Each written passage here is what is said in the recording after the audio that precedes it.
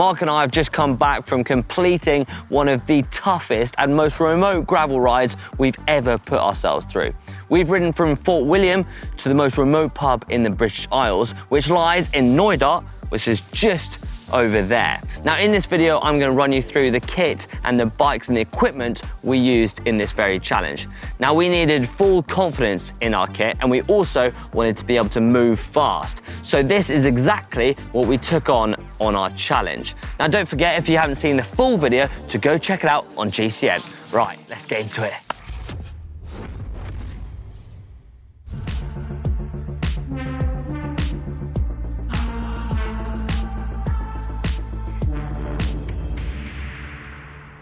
This is the Yoeleo G21 gravel bike. I've got it in desert brown, and I'm riding a 52. Let's take a deeper look into this bike. Now, the terrain we've been going on has been tarmac, gravel, and then boulders, then riding up hard rivers. It's been really, really tough, and it got so tough that sometimes we had to hike a bike, carry it, or even push it. Yep, but luckily the Yoeleo is made from lightweight materials. It's actually made from the high modulus Toray 800 carbon fiber, meaning it's not only light, but it's also tough enough to manage the challenge. Now the weight of the frame is a little over 1,200 grams, but Yoeleo might be a brand you might not have heard of, but they've been manufacturing bike componentry for other brands for over 15 years, and they've been a standalone entity for over a decade. Now the founder, funnily enough, is actually called Leo, which is, I guess, fitting for the brand name. The silhouette of the bike is nice and sleek and clean. It's got fully internally routed cabling, and it's also got that integrated cockpit up the front there. If you ask me, this bike would look at home at a big gravel race, but there are some subtle differences between my bike and Mark's. Mark went for the Arctic Ice colourway, and he's also got a few more mounts on the forks, allowing him to carry or mount bottle cages or an open storage unit. Now I've gone for a slightly racier setup. I've also got slightly sleeker and lighter front forks. They haven't got quite so many mounting points like Mark's has, but we didn't need the extra bottle cages for this trip. But if you're going on a multi-day big race or challenge or epic, then you'd probably want to use them. Now, excuse the mud, but let's talk about the bottom bracket. Now, they're using the increasingly popular T47. Now, it's kind of a hybrid between the lightweight BBs that we used on the carbon bikes and the traditional threaded bottom bracket. Now, they say it's the best of both worlds. Moving on to the wheels now, and these are Yoeleo's carbon rims.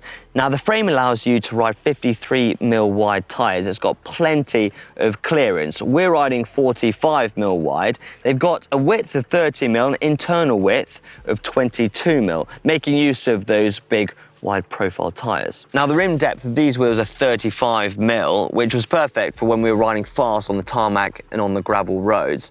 Now when it came to the carrying the hiker bike, we also needed a lightweight wheel set, which is good because these wheels come in at 1,500 grams, meaning they marry the aerodynamics with the lightweight. Perfect for this challenge, I guess. Now, other than the paint job and the different sizes, the other big difference between Mark's and my bike is that I'm riding a single ring up front and Mark's riding a double ring up front. Now, it is very much horses for courses when you're looking at this, but my easiest gear was 42-42 when Mark's was a 31-34. Now the group set we're using is Shimano's mechanical GRX 800, which is their top of the range gravel group set. The biggest gear I had to play with was a 42-11, and we were motoring along at some points. We were hitting 45, 50k an hour earlier on in the ride. Now also, the disc brakes performed really well, even though I did go over the bars once, twice, no, 3 times.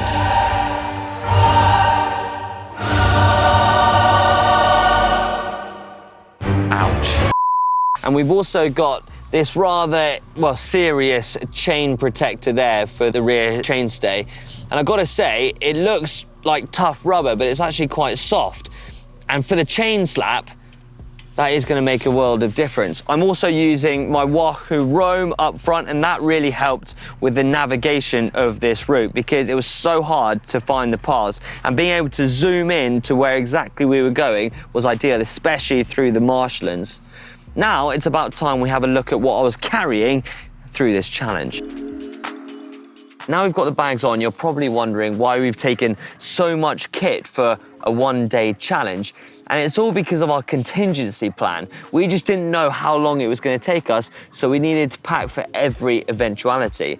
So on the back here, I've got a saddle bag. Now in there, I've got a sleeping bag, I've got a bivvy bag, and I've also got a roll mat.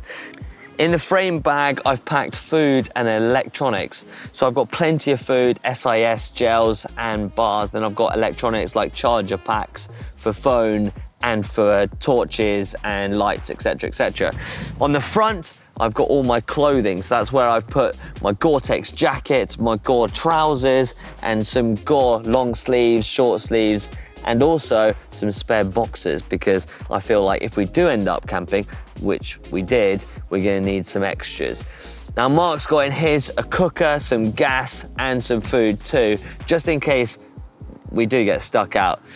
And in actual fact, we did. So luckily we packed as much as we possibly could on the bikes. Riding the Highlands is incredible, but the Scottish weather can be extreme and highly variable. If you're going to ride here and remain warm and comfortable, you need an excellent clothing. Fortunately, Gore were able to partner with us for this video and make it possible. I think it's about time we take a look at what we took with us and what we wore. Now, Gore supplied us with our kit, but it's about time we got us a model, a very overqualified model, to show it off. Are you ready? Welcome, Mark Beaumont. Whoa, yeah, he's looking good, isn't he? Weathered up. Now on top, we've got the Endure Gore-Tex jacket. Now this is actually designed to be packable, nice and lightweight, but also be able to cope with that rugged treatment. It's got a laminate coating in there to provide it some abrasion protection. It's got an outer coating, and it's also got an inner coating. This jacket's also got some cool features. A hood you can put over any helmet and adjust it to size, making sure it keeps you nice and warm. So this is our wet weather gear that we wore when the temperature was cold, and we actually slept in it too. Now I think it's about time we show you what's underneath. You ready? The ambient vest is another item we found super useful for keeping off the early morning chill with its Infinium front panel, and it packs up small to stash away in your rear pocket. It only weighs 58 grams.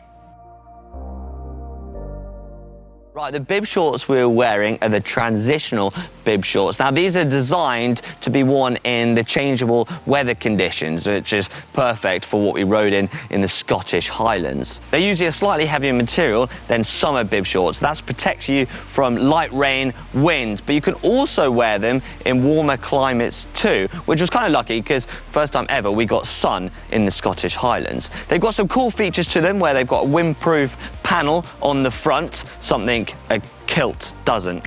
Oh, yeah, no one needs to see that, Mark.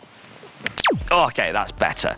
Yeah, now we did take a short sleeve jersey with us just in case we were lucky and the temperatures did soar. Sun's out, guns out, isn't it, Mark? Absolutely. There you go. Model top. Did you enjoy the challenge? Did you enjoy the kit? Yeah, fantastic. Thanks, Gore. And yeah, if you enjoyed this video, put a comment below. Yeah, don't forget to hit that big thumbs up button, and hopefully we'll do another challenge together, Mark. You ready? Can't wait. Yeah.